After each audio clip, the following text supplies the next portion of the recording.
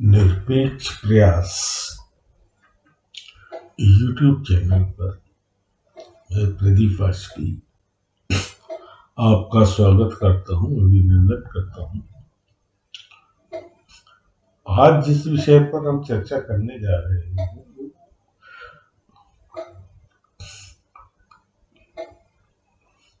भारतीय जनमानस पर और समाचार जगत जिसमें हर तरह का मीडिया शामिल है, इस विषय पर चिंतित है और अपने अपने विचार सामने रख रहा है। और वो है PFI और हमारा संविधान। इस विषय में क्या हमें संदेश देता है, क्या हमें प्रोटेक्शन देता है, और क्या PFI का ऑब्जेक्टिव है और क्या हमारे कॉन्स्टिट्यूशन का ऑब्जेक्टिव है। PFI क्या है, इसके बारे में बहुत अधिक परिचय देने की आवश्यकता नहीं है। ये कह सकते हैं कि जगजाहिर सत्य है कि पुराने कुछ सिमी जैसे ऑर्गेनाइजेशन जिनको बैन कर दिया गया था, जिनका संवैधानिक रूप से जिनका बहिष्कार कर दिया गया था, उन्हीं कुछ ऑर्गेनाइजेशन को मिला के PFI का गठन किया गया। और PFI का उद्देश्य सदस्यों की भर्ती करना या उनका रिक्रूटमेंट करना नहीं है। ये उसके जो दूसरे जिन्हें कहते हैं कि एफिलिएटेड, उससे जुड़े हुए संगठन है, ये काम वो करते हैं। मगर जो अभी पटना में जिन दस्तावेजों का खुलासा हुआ,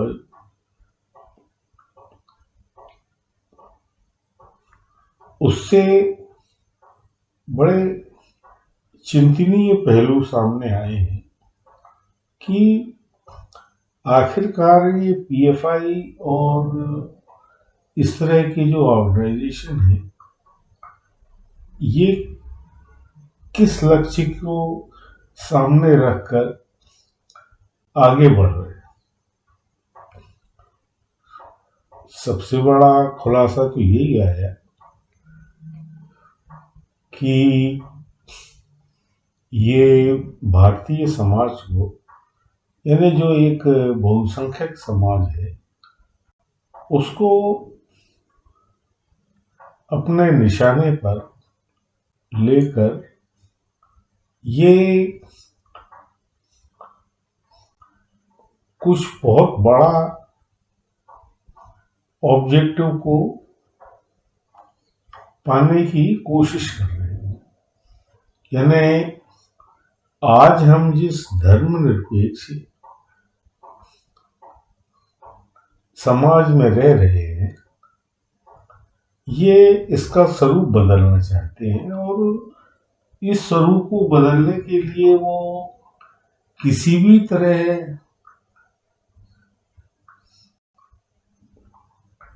के, जिसे कहते हैं कि साधन जिसे है,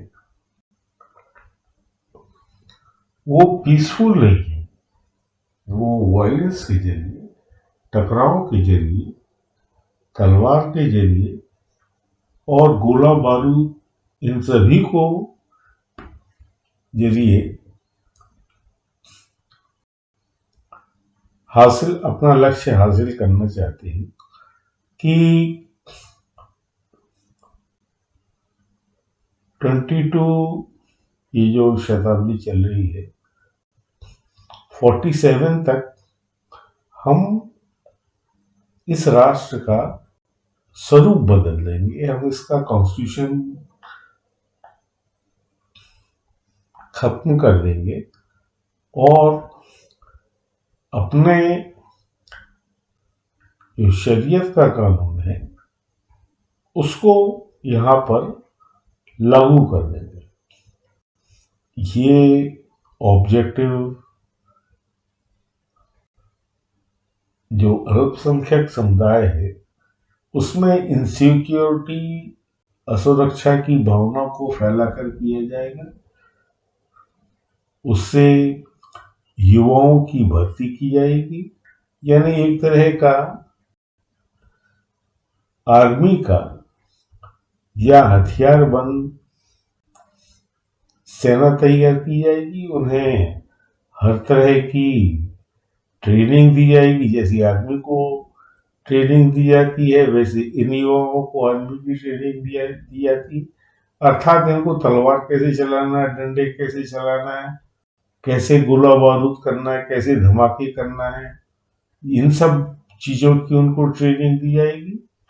और धीरे धीरे धीरे धीरे धीरे जो बहुसंख्यक समाज है इसको आतंकित करके इनको उनके घरों में सीमित कर दिया जाएगा और जो पूरी व्यवस्था है उसका धीरे धीरे अपहरण कर लिया जाएगा।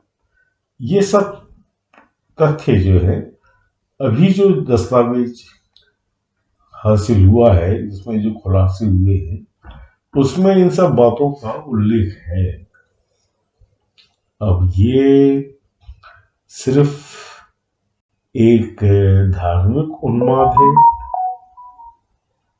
या इसके पीछे और भी कुछ कारण है, वो भी हो सकते हैं। और बहुत स्पष्ट है कि भारत जिस गति से आर्थिक प्रगति कर रहा है, विश्व में एक स्थान बनाता जा रहा है, आर्थिक शक्ति के रूप में, एक सैन्य शक्ति के रूप में, एक राजनीतिक शक्ति के रूप में, और इसकी जो सांस्कृतिक, इसकी जो कल्चरल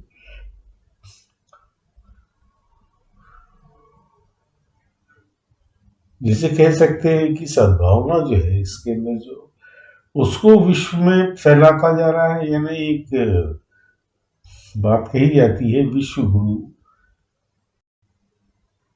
उस पर अंकुश लगाने की भी साजिश हो सकती है, ये अंतरराष्ट्रीय साजिश भी हो सकती है और इसमें कई शक्तियों के हित भी हो सकते हैं कि भारत की इस प्रगति को किस तरह से इस पर अंकुश लगाया जाए और कैसे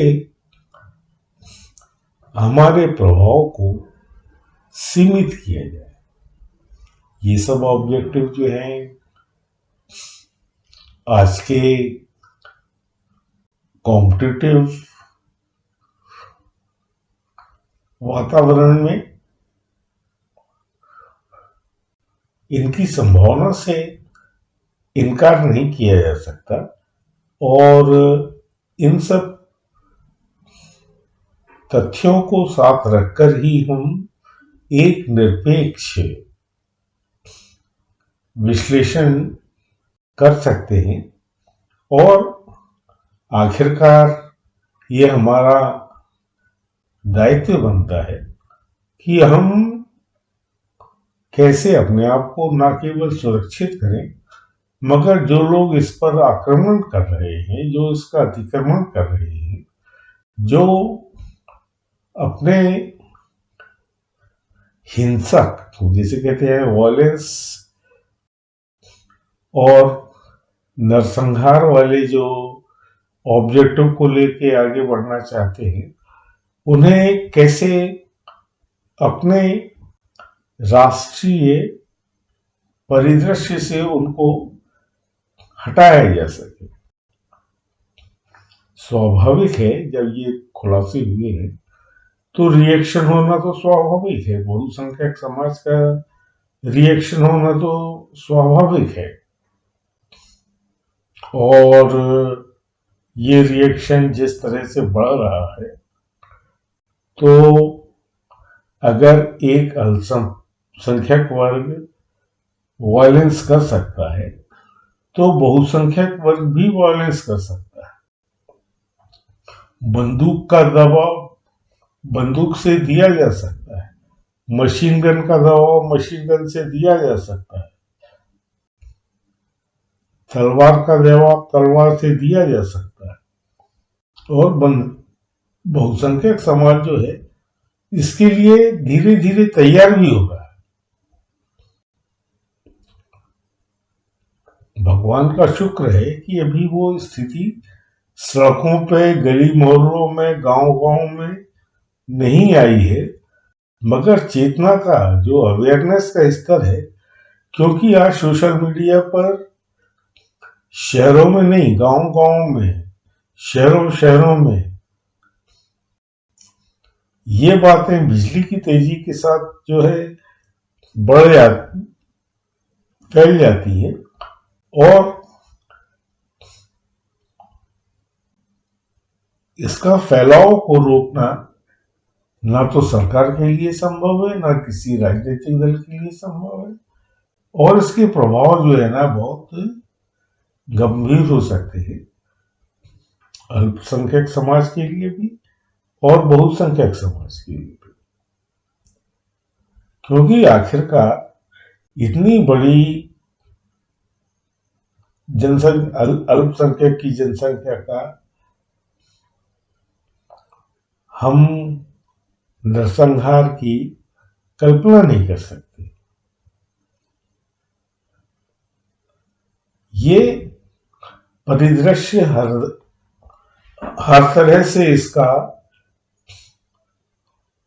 कोई ना कोई निदान, कोई ना कोई सॉल्यूशन ढूंढना बहुत आवश्यक है। इसीलिए आज की चर्चा में, क्योंकि मेरा ऐसा मानना है कि अल्पसंख्यक समाज में ये जो पीएफआई और इससे जुड़े हुए जो सदस्य हैं, ये अल्पसंख्यक समाज में भी बहुत अल्पसंख्यक है। अल्पसंख्यक समाज में बहुसंख्यक जो आबादी है वो इससे दूर है, वो इस तरह की गतिविधियों में अपने आप को शामिल नहीं करना चाहती। मगर मुश्किल की बात यह है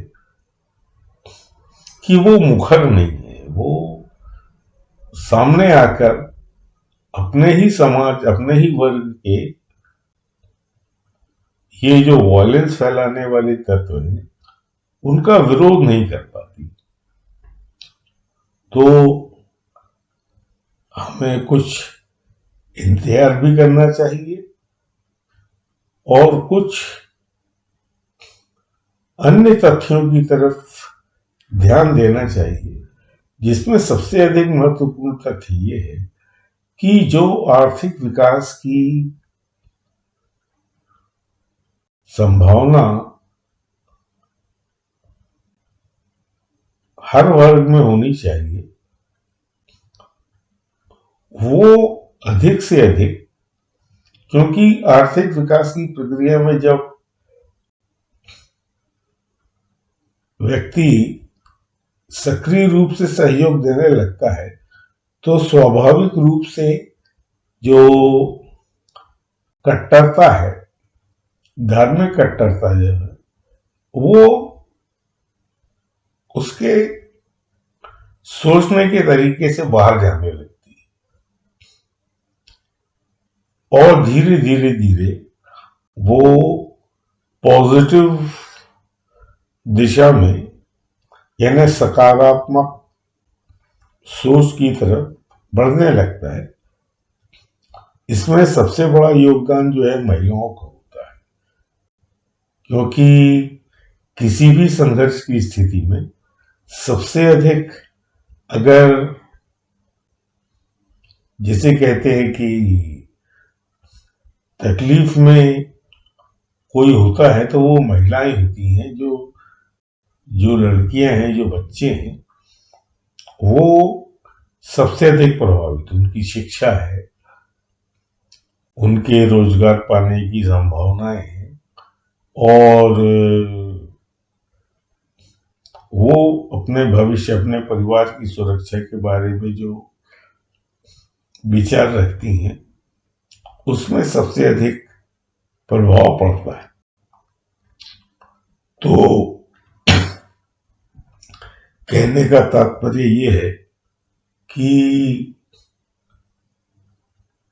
इन अलग अलग पहलुओं को साथ में रखकर अल्पसंख्यक के इन वर्गों को हमें लक्षित करना पड़ेगा, उन्हें जागृत करना पड़ेगा कि जो भी बात हो रही है ये दीर्घकाल में आपके परिवार के लिए और आपकी आने वाली जो जनरेशन्स हैं उनके लिए ये एक बहुत बड़ी चुनौती है, और आप अपने समाज में एक नई अवेयरनेस को आप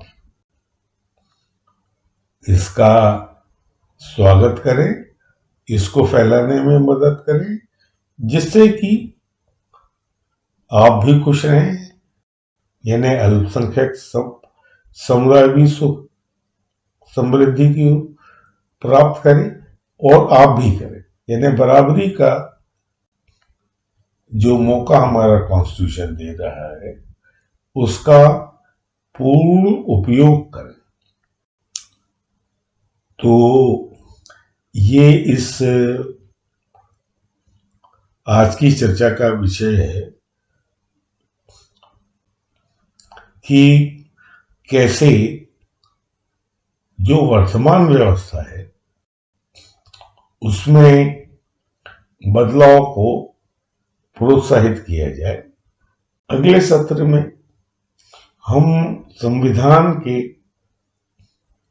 कुछ पहलुओं पर चर्चा करेंगे। तब तक के लिए धन्यवाद।